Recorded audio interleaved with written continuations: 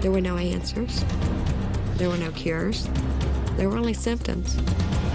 I did not know how much more I could take. All of a sudden, I had what the kids called psycho mom on my hands. I was afraid it would get physical. She had a habit of throwing things, and I didn't want to be in that path. You're at a loss.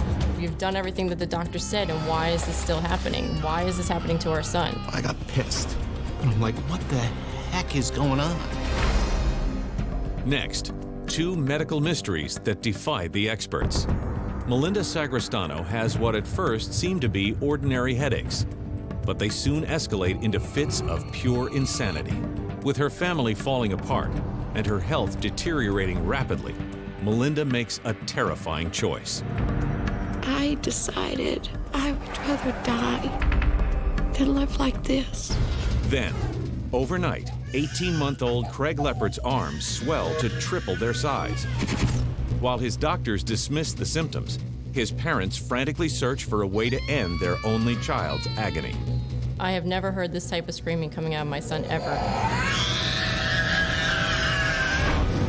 When illness strikes, we look to doctors to give us answers. But what if they can't? For these unlucky patients, diagnosis is a mystery.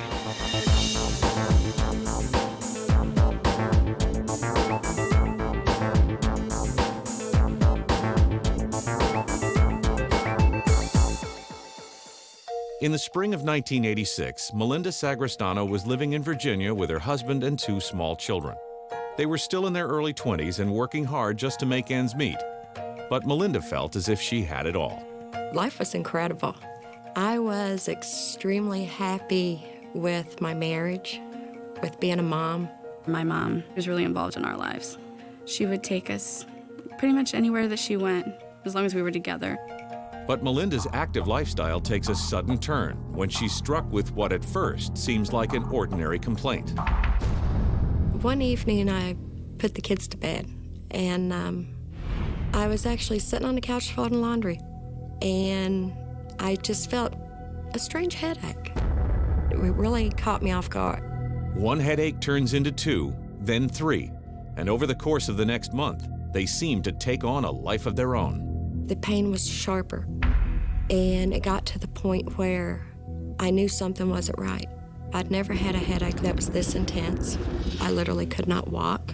When I would have to go to the bathroom, I would have to crawl because the movement of just walking and standing would intensify the headache. I did not know how much more I could take. I literally wanted to die. It hurt that bad. Over-the-counter medications do nothing to dull the crippling pain. So Melinda makes an appointment with a family physician. The first time I went to a doctor for the headaches, they done the routine examination. They checked my pulse, my blood pressure, my temperature. Looked in my ears, looked in my throat and said, "What's the problem?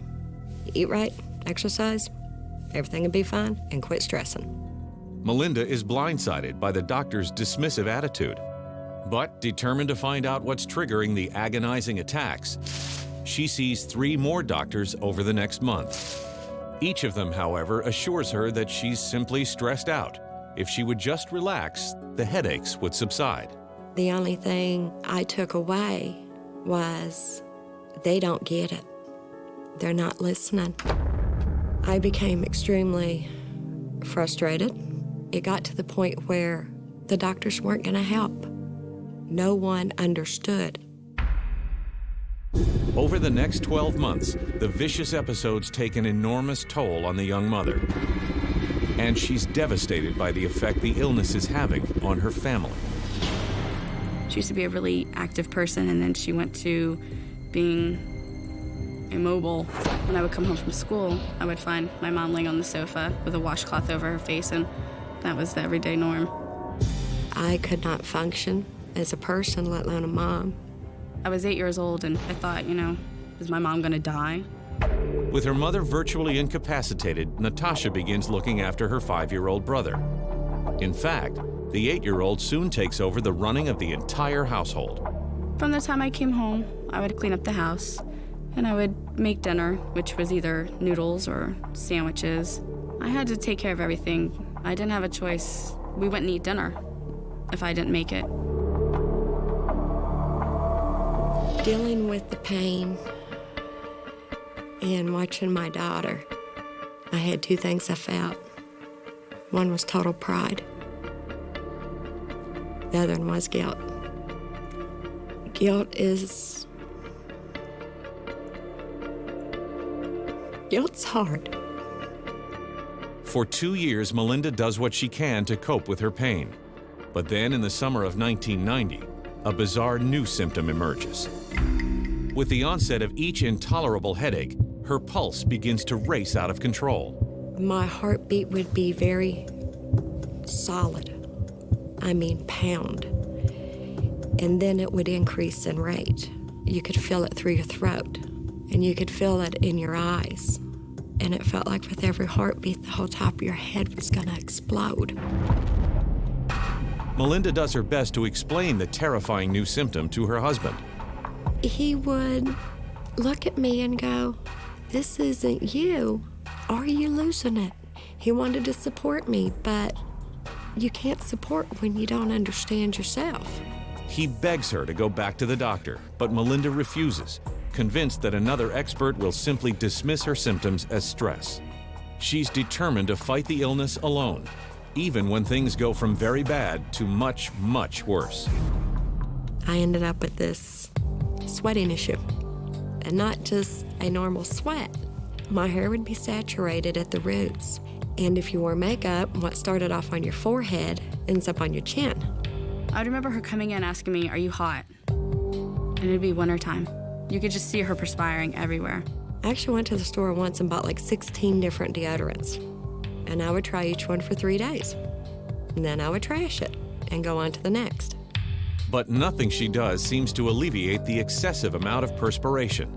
Even during the winter, she's sweating like crazy, despite the fact that it's 35 degrees and all of the windows in the house are wide open. And the rest of us bundled up in layers and gloves and being miserable. None of my friends would come and stay the night because they would always say that we had no heat in our house. When they feel as if they can't take it any longer, the family once again pleads with Melinda to get some help. I was really worried about my mom. She was really, really sick. I thought if she really wanted to help herself, she would. She would go to the doctor and get to the bottom of it. So 8 years after the symptoms first began, Melinda finds herself back in a doctor's office looking for answers. But after giving her a thorough exam, he drops a bombshell. He explained to me, it's a woman thing. It's probably time for estrogen, at which point, I'm 32, 33 years old. It's not time for estrogen. Something's going on. His diagnosis pushes her over the edge. She leaves his office with few answers and even less hope. I thought that was about as bad as it was gonna get. Things got a whole lot worse.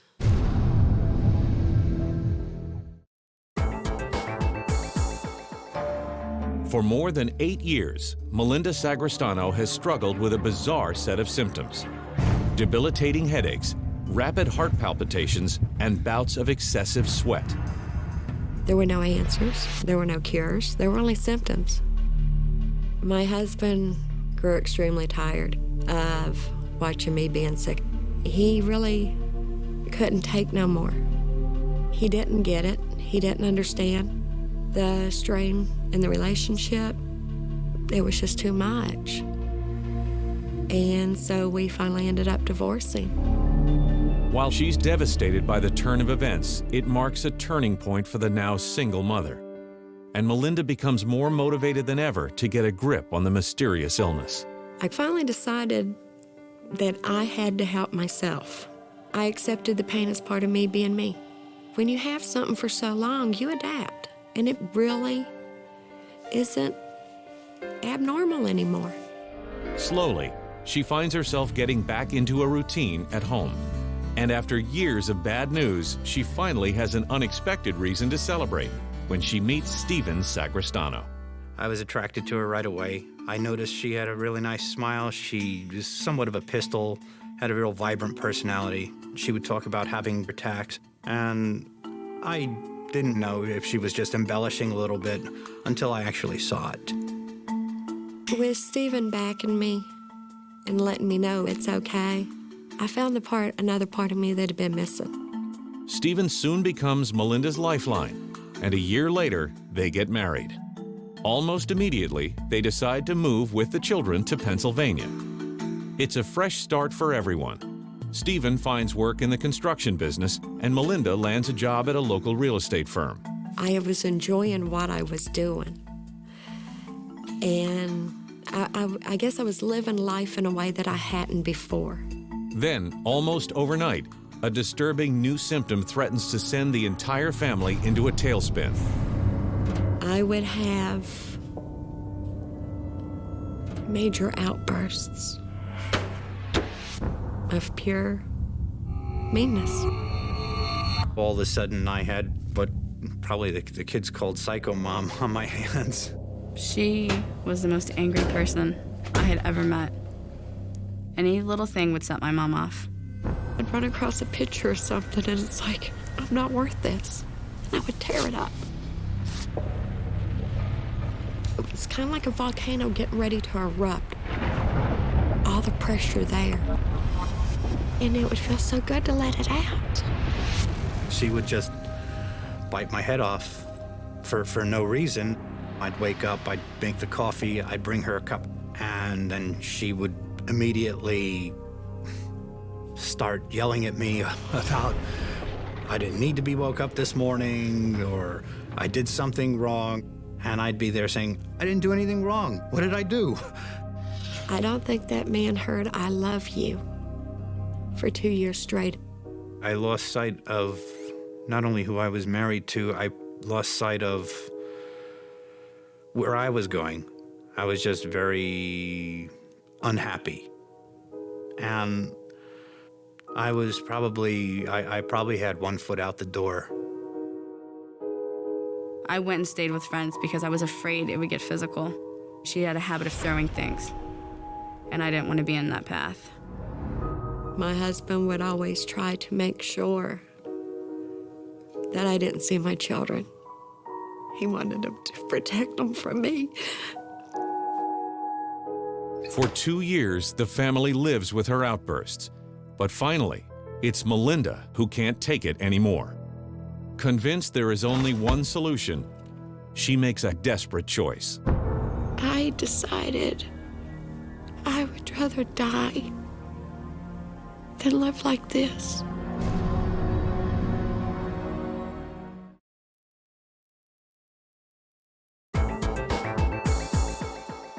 For more than 12 years, a mysterious illness has slowly drained Malinda Sagrestano of any desire to live. And when doctor after doctor dismisses her symptoms, she feels there is only one option left. I got in my truck. I drove up the road to this beautiful big high school we have. And I punched that truck with everything it had in it. My intentions were to drive straight through the middle of that school. Nice, big, solid brick building that would kill me. And I was around 80 miles an hour when a car pulled in front of me. I locked up on the truck. And I didn't die that day. I felt like I'm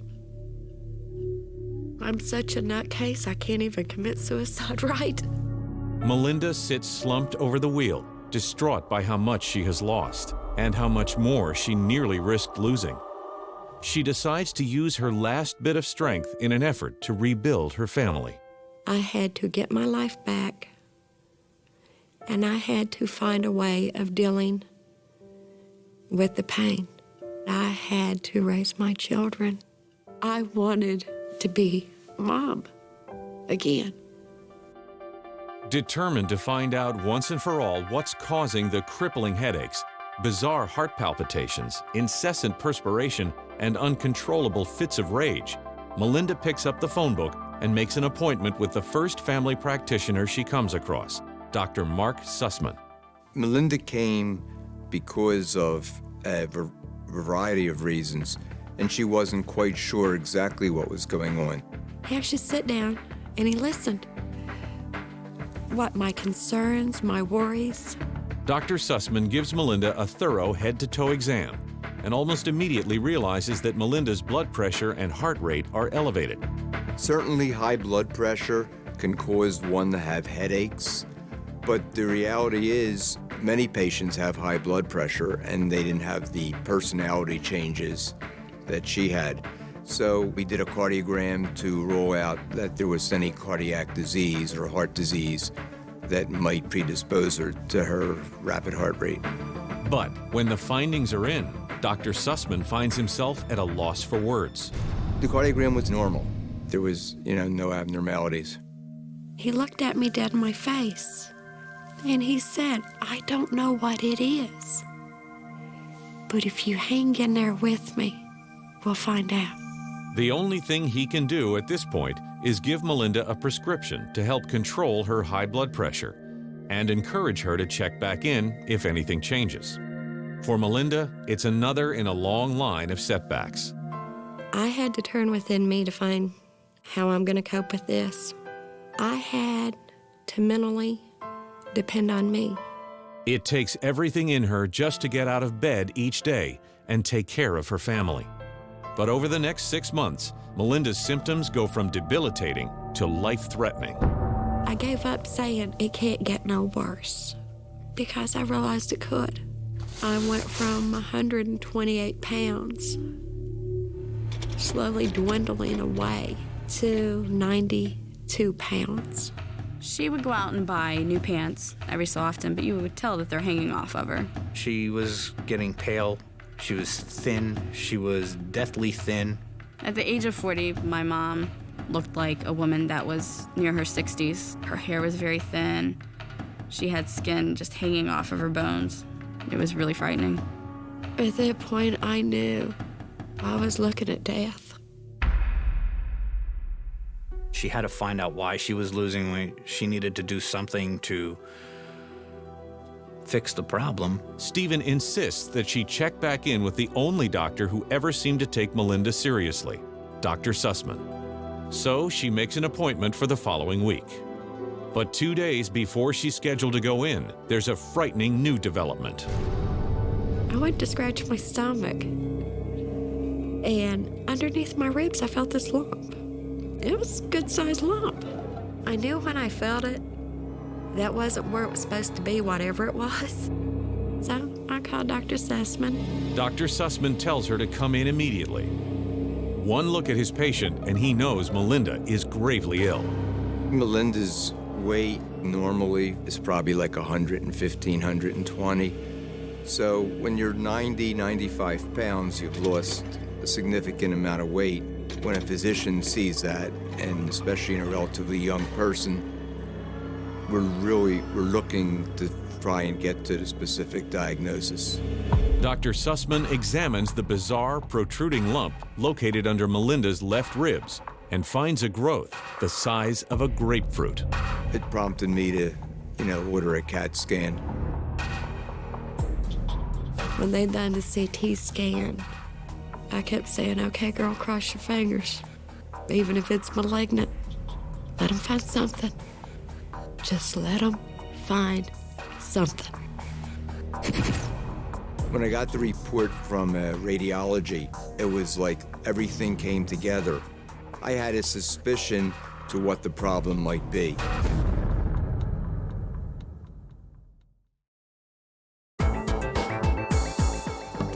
For more than 16 years, Malinda Sagrestano has been living with a bizarre set of symptoms that no doctor has been able to diagnose. But when a CAT scan reveals an abnormal growth in her abdomen, Dr. Mark Sussman believes he may have an answer.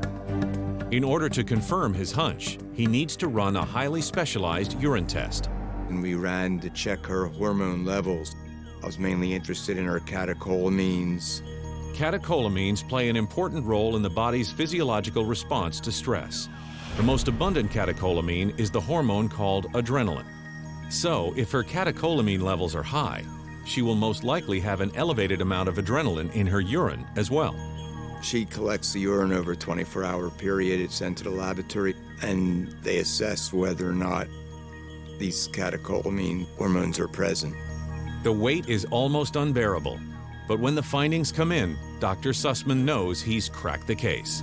I can't recall any other patient where I have seen levels as high as hers. So I knew that Melinda had a pheochromocytoma. A pheochromocytoma is a tumor located on one of the adrenal glands, which sit on top of both kidneys. In healthy individuals, the adrenal glands produce adrenaline to help maintain blood pressure and cope with stressful situations.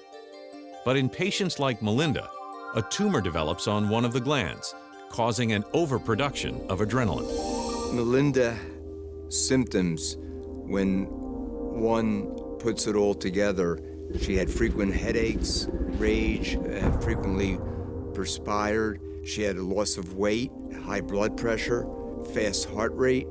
These were adrenaline-like symptoms, and Melinda was getting this because she had a tumor that continuously produced these hormones. I am not nuts. There's something wrong with me. Everything that I had went through for 16 years was because of one tumor. But while she's incredibly thankful to finally have a diagnosis, Melinda isn't quite ready to forgive the doctors who repeatedly dismissed her. Sometimes when I think back about this 16 years, if one doctor would have traded in, quit stressing, for a CT scan, my life would have had a whole lot more joy in it. Because the adrenal gland is hidden, it's not anything that will cause any mechanical obstruction or obvious symptoms. Frequently, it is not easily diagnosed. This is the only case of pheochromocytoma that I have seen in my 38 years of practice. It is such a rare situation that many pheochromocytomas aren't diagnosed till autopsy. One thing is clear. Melinda is extremely lucky that her condition was diagnosed when it was. If a patient does not have surgery and they have an active pheochromocytoma, they usually develop really uncontrolled blood pressure. This eventually would have led to Melinda's death. But the surgical procedure to remove the growth is also very risky.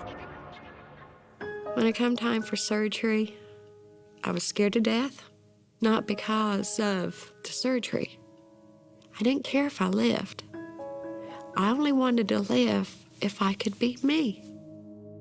Melinda's entire family gathers at the hospital, and as she's wheeled into the operating room, they begin a seemingly endless wait. I couldn't concentrate, I couldn't focus. I just sat there and I prayed. With each passing hour, their anxiety seems to build. Finally, 8 hours after the operation began, the surgeon emerges from the OR with the news they've all been praying for. The tumor has been successfully removed, and Melinda is in stable condition. I was much relieved. I knew that it was an uphill ride from there.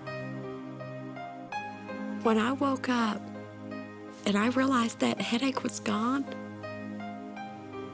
it was like breathing fresh air for the first time. I was reborn.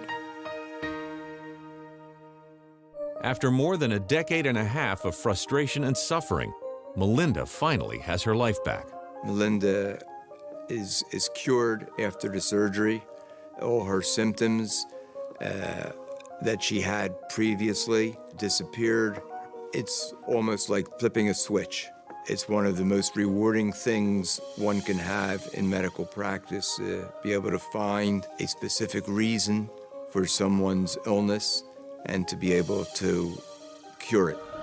Today, more than 5 years after the surgery, Melinda is the mother and wife she always wanted to be. I wished I could say I was me. I'm a better me. I laugh, I cry, I play, I live. I can play t-ball and baseball with my grandson. We have spent more time doing things together. I am very happy that the vibrant pistol that I love so much is there, and the raging maniac is no longer there. It's your life. Be your own advocate. You know your body better than anybody. And if the doctor isn't giving you the answers or asking the questions you think he should, if it takes 100, keep going. You'll find your doctor's assessment. While Malinda Sagrestano's harrowing symptoms slowly emerged over the course of 16 years, Craig Leopard's illness was as sudden as it was unexplainable.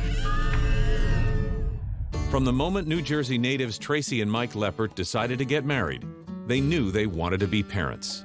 And just 2 years after tying the knot, the young couple gets the news they have been waiting for. We found out that we were pregnant, and we were so ecstatic. We were so excited. Then, on September 28, 1990, Tracy goes into labor, and within 10 hours gives birth to a seemingly healthy son they name Craig. When Craig was born, he was fine, 10 toes, 10 fingers, healthy boy. I was so excited to be a mother for the first time, also scared being a young mother. I always felt like I was nervous and maybe overprotective of what was going on with him.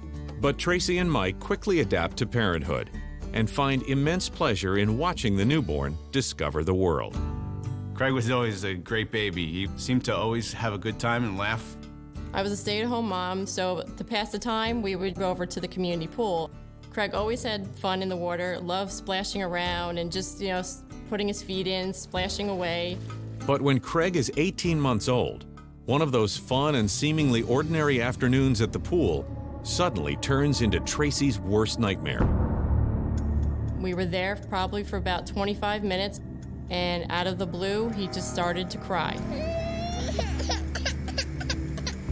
I was just shocked. I did not know where the crying was coming from. I rushed Craig out of the water and checked him over. I was looking for cuts, bruises, scrapes, anything that I could see that I did not see happen in front of me. I did not find anything. After we got back to the apartment, I took everything off of him. I said, maybe it is a sunburn, and let me get a wet washcloth with some cool water and wipe him down. He still continued to scream, and I started to panic. I have never heard this type of screaming coming out of my son ever. Tracy quickly prepares a cool bath for Craig, hoping the water will soothe the sunburn and relax him. But it only seems to make things worse. To hear that type of scream, like your mind just starts rambling, what is happening to my child? You want to help them and make them feel better, but what I'm doing is not helping them. You start to get petrified. Frantic, the new mother calls Craig's pediatrician and gives him a detailed account of the events at the pool. But the doctor doesn't seem too concerned. The pediatrician told me, even though if he doesn't seem better, if this is out of the ordinary, I would like to see him the next day. When I got home from work that night, Craig was extremely unpleasant. He was crying for, it seemed like hours. He just was so uncomfortable. I mean, it was in his face. You could just see it that this was your kid that just isn't supposed to act like this. The ear-splitting screams are almost unbearable, and Tracy and Mike are beside themselves, wondering if they can even wait till morning to take him in to see the doctor. Then, just as it seems they've reached their wits' end, Craig settles down. At some point, he had calmed down and gone to sleep. So I thought everything would be fine. But as the young parents discover the next morning, their child is far from fine. You look down at him, and there is his arms, swollen like tree trunks with all these spots on them. Mike and I looked at each other and said, there's something wrong here.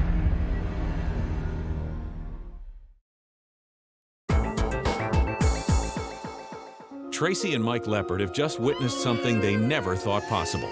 Literally overnight, their 18-month-old son's tiny arms have tripled in size. So we wrapped Craig up, bundled him up, and put him in the car and rushed over to the pediatric doctor. The worried parents are both hoping for a simple answer to the severe swelling and crying fits.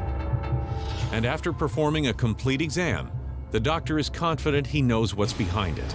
The doctor found nothing out of the ordinary. He told me Craig probably had a reaction to the high levels of chlorine in the pool. He prescribes an antihistamine to help bring down the swelling and assures Tracy that Craig will be just fine. In fact, he can return to the pool in 3 days, once the chlorine levels have stabilized. As soon as we heard from the doctor that he felt it was the chlorine, it was a sigh of relief that there was nothing more that we really need to worry about. That day, after a few hours, the swelling did seem to go down due to the medicine, and Craig was being back to his normal self. I thought at that point everything was going to be okay. But a few weeks later, when Tracy decides it's finally safe to bring Craig back to the pool, the screaming and swelling start all over again. We didn't know what the heck was going on, and we couldn't figure it out. He's got to be allergic to something, so what else could he be doing?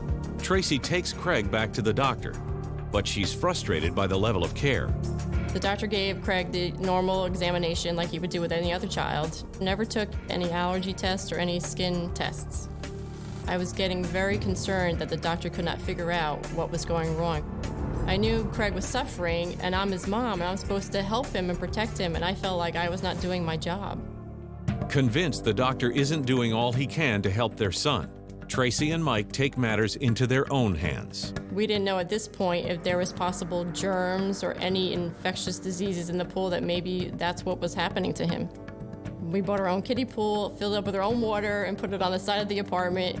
We didn't know if this was going to be the answer, but we knew we could have more things in our control, and we hopefully could stop some of what was happening. At first, the toddler seems to be having fun splashing around in the water. But just as the parents begin to relax, Craig once again erupts. Almost like clockwork again, after 25 minutes or so in the kiddie pool, he started to cry. I picked him up, brought him inside, and that's when he started to scratch his skin, like he wanted to rip his skin off. He was in such pain and such discomfort. It was extremely difficult for both of us to go through it, just to watch it, especially as such young parents as we were. Tracy quickly tracks down another pediatrician and rushes Craig over to his office. This doctor gives the anxious mother a new diagnosis. This doctor thought it was maybe an additive in the laundry detergent that was causing Craig to have an allergic reaction. The doctor recommended to try to find a sensitive skin laundry detergent, even though I was already using a baby detergent. Again, I'm not the doctor, I'm the mom, and you do what the doctor says, and so I went out and bought a different detergent. Mike and I were both hoping that maybe this is our saving grace. As summer turns into autumn, Tracy experiments with various detergents and eventually finds one that seems to do the trick. We thought we figured out what it was. It looks like Craig's happy. Everything was fine. He was running around like a normal kid, sleeping through the night. Life was good. Then, in January 1993, Mike gets a new job that requires a move to Albany, New York. It's an exciting time for the young family. Craig adjusted really well to moving to Albany with the cold weathers and playing in the snow, and he was just having a ball. Shortly after moving to New York, the couple gets more happy news when Tracy discovers she's pregnant again. The next 9 months seem to fly by, and on July 19, 1994, Tracy gives birth to a little girl they name Nicole. It was pretty exciting because we always wanted to have this second one, and obviously we wanted to have a girl at this point. The Leopards are grateful to have what seems like two healthy children, but they miss their extended families. So in July of 1995, they decide to move back home. I had an opportunity to accept a promotion and a transfer back to the great state of New Jersey, and I took it. It was great. I had a great job. I had a house, 2 great kids, a beautiful wife. I couldn't ask for anything more. But just a month after moving into their new house, their seemingly perfect life turns into an all-too-familiar nightmare. Craig was outside with his friends playing in the front yard. Everything was fine. All of a sudden, he just came running through the front door, just screaming at the top of his lungs. His screaming was so intense and so loud, like we've never heard in our entire lives. It's an attack that Craig will never forget. One thing that I do remember is the feeling of not knowing, even as a little kid. I didn't know what was wrong with me.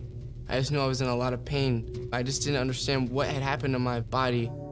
Craig was complaining that his arms and limbs and face were on fire. We thought maybe it was a possible sunburn that just did not come out yet, that we could not see. We wiped him down with a wet washcloth to try and cool any body part that might have been affecting him, and nothing seemed to be working. It was getting later in the day that day, so we decided we would call the doctor and make an appointment the first thing the next morning. Tracy laid in bed with him the entire night, trying to soothe him. The worried mother hopes that her 5-year-old son will be okay by morning. But come daylight, it's clear that things have gotten much worse. We woke up the next morning, and that's when I saw his arms and hands were so swollen, they looked like boxing gloves that you couldn't even pinch any skin on his arms or hands. They were purple. I was very scared. I just remembered that visual of his hands. Just looking at he wasn't crying. He just had it. He had these hands that were just puffed up, and I'm like, what the heck is going on?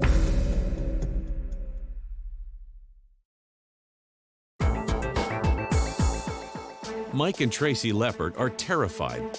Their 5-year-old son's hands are so swollen, they look like purple boxing gloves. I told Tracy, I'm taking him to the doctor. All this stuff about, hey, it could be a reaction, this and that. That's, I got pissed. We decided to pull out the book and find a local pediatrician that was closest to the house that we can get the fastest to, and that's how we picked Dr. Sagrestano. His fathers brought him to the office with a complaint that he will start screaming like he is in pain, and he breaks out in a skin rash. It is very rare for a parent to bring the child in with this kind of symptomatology. Dr. Sagrestano was definitely taken aback by the swelling in Craig's hands. It was obviously wasn't something that he normally saw in terms of any type of reaction. I wasn't sure, with the diagnosis yet. It's very frustrating to have a child walking in your office and the parents looking for answers, and you cannot help them. The only thing Dr. Stavrelis can do is give them a medicated cream to help relieve the bizarre swelling. But he promises that he'll do all he can to help the distraught parents get to the bottom of the case. He just needs some time. One of the reasons I went into medicine is to find answers to people's problems. I was very intrigued by the severity of the symptoms, and I really wanted to help Craig and his family. I went to the library and searched all the textbooks and the literature to pinpoint exactly what was the condition of Craig. After spending days trying to put together a list of possible culprits, he finally comes across an extremely rare disease that seems eerily similar to what Craig has been going through.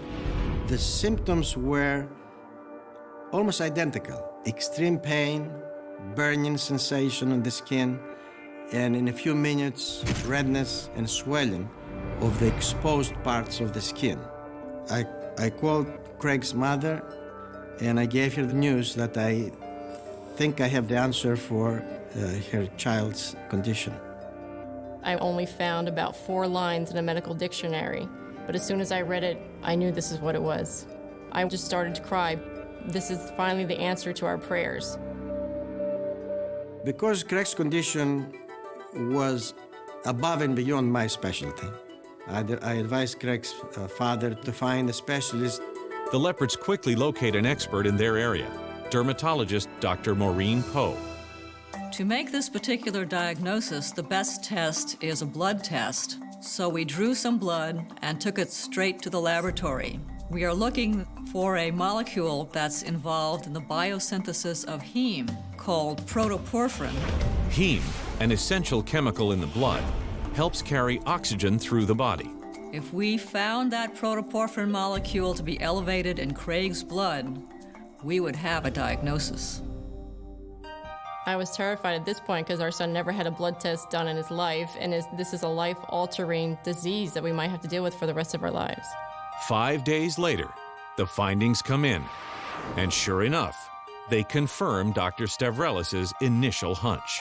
The protoporphyrin was very high. This confirms a diagnosis of erythropoietic protoporphyria.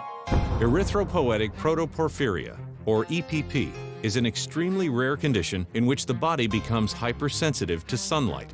Patients with EPP have a malfunction in the enzyme that converts light-sensitive molecules, called protoporphyrins, into heme.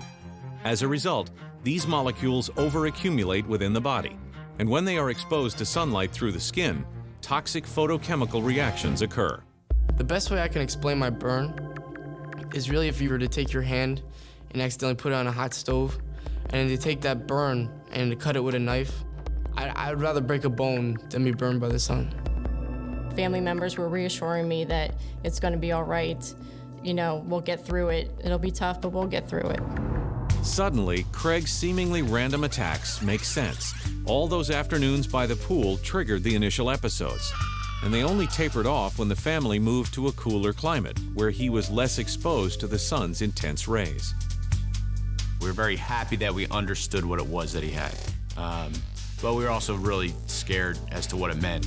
And the family has good reason to be worried. The buildup of protoporphyrin molecules in the body can lead to a life-threatening situation. The protoporphyrin molecule in the plasma is removed by the liver.